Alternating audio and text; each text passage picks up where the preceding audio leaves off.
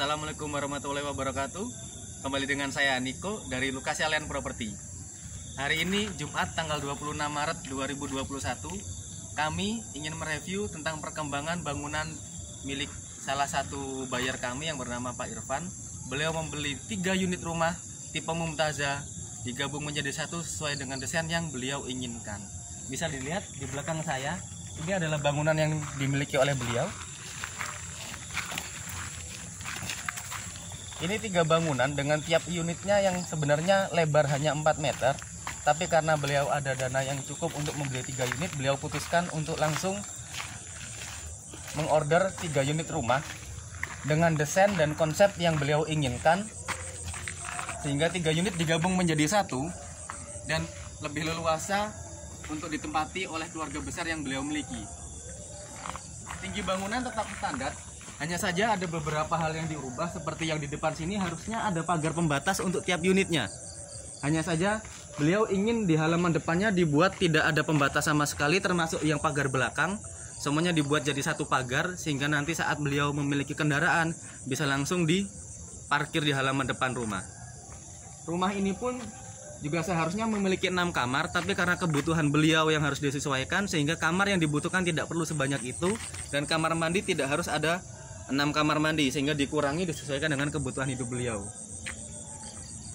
Untuk pondasi sendiri sebenarnya pada dasarnya sama, hanya saja disesuaikan dengan desain sesuai request pembeli, dan itu pun akan ditulis sebagai addendum pada saat akad jual beli.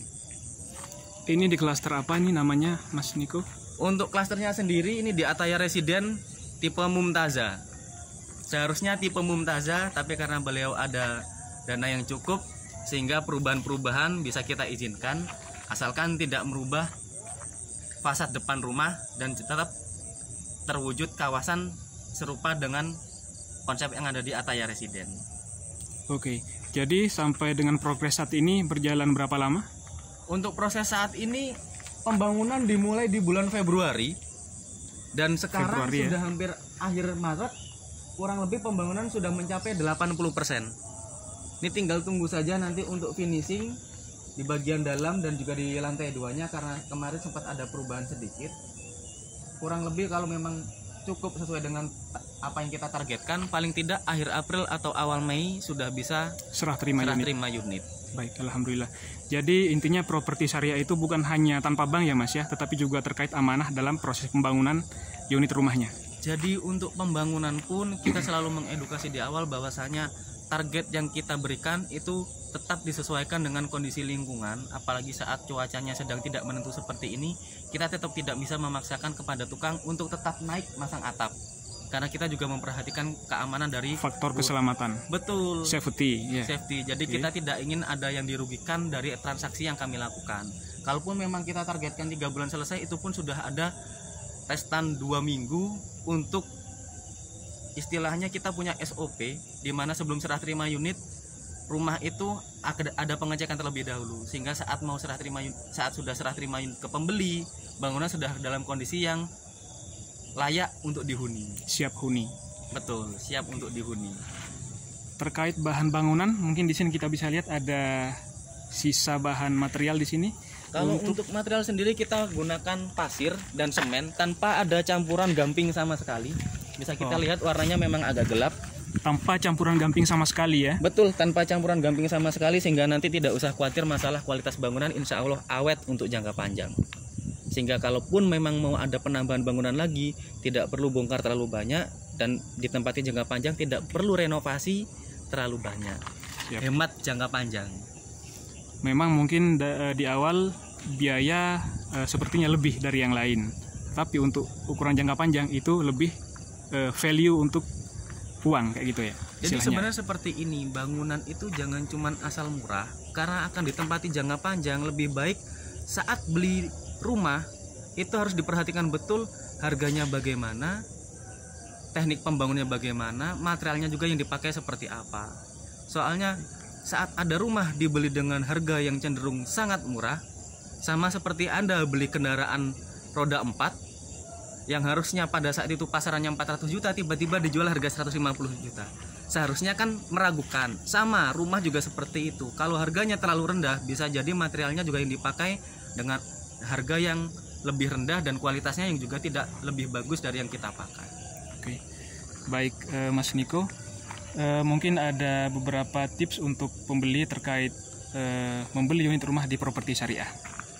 Kalau mau beli rumah, pertama kenalan dulu dengan developernya, cari tahu track record mereka seperti apa, apakah sudah pernah ada proyek yang mereka garap. Kalaupun memang belum ada proyek yang mereka garap, apakah mereka berani menunjukkan, ini loh bangunannya pakai material seperti ini, merek semennya ini, pasirnya pasir yang bagus. Atau kalau perlu, Bapak paling tidak sehari sekali atau seminggu 2 kali 3 kali kunjungi proses pembangunannya, awasi sendiri sampai rumahnya siap serah terima unit. Oke. Kelebihan rumah inden apa saja, Mas? Kelebihan rumah inden Daripada ready stock. Nah, kalau ready stock, Bapak sama Ibu tidak bisa pesan desain. Jadi terbatas, rumahnya jadi ini, yaitu harganya sekian, ini yang Bapak beli, ini yang Bapak dapat. Tapi kalau rumah inden, Bapak bebas atur desainnya selama masih ada dana yang sanggup Bapak cover untuk adendum bangunannya. Jadi kita tetap menyesuaikan. Apabila pembeli memiliki dana lebih, itu pun tidak semerta-merta langsung kita kabulkan untuk adendum bangunannya ditambah seperti apa. Tetap kita kasih advice atau saran biar saat pembeli memesan unit pada kita, konsep rumah tumbuh nanti yang akan beliau miliki terwujud. Jadi rumah tumbuh itu sekarang bangunnya seperti ini, saat nanti mau dikembangkan lagi tidak perlu ada penambahan biaya terlalu banyak karena memang sudah disiapkan dari awal. Oke, siap. Ini juga terlihat beberapa tipe rumah yang lain ya, Mas ya. Di belakangnya sama. Mas Niko juga 2 lantai minimalis, terus yang di pojok sana juga ya. Jadi yang di sana sama, 2 lantai minimalis juga, konsepnya sama seperti apartemen Mumtazah juga. Ini namanya konsep Mauza. Sama 2 lantainya, lebar tanahnya juga sama-sama 4 meter. Tapi dari kebanyakan pembeli yang sudah memesan unit pada kita, komentarnya sama. Mas, kalau sudah jadi bangunan ternyata lebih terasa lega ya. Nggak sesempit waktu kita lihat di pondasi awalnya saja.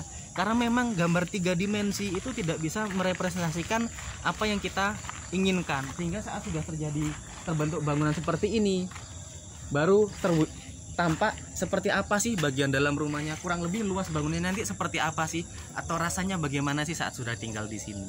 Oke, kalau begitu mudah-mudahan semakin banyak yang yakin dengan properti syariah, karena di Attaya Residence sendiri sudah terbukti ya bahwa kita di sini amanah dan insya Allah tidak mengecewakan customer kita. Insya Allah amanah, sertifikat tanah pun sudah kita kuasai, sudah kita miliki, tidak akan ada pihak ketiga nanti yang akan ikut campur atau bahkan intervensi terkait transaksi yang Bapak atau Ibu lakukan dengan kami.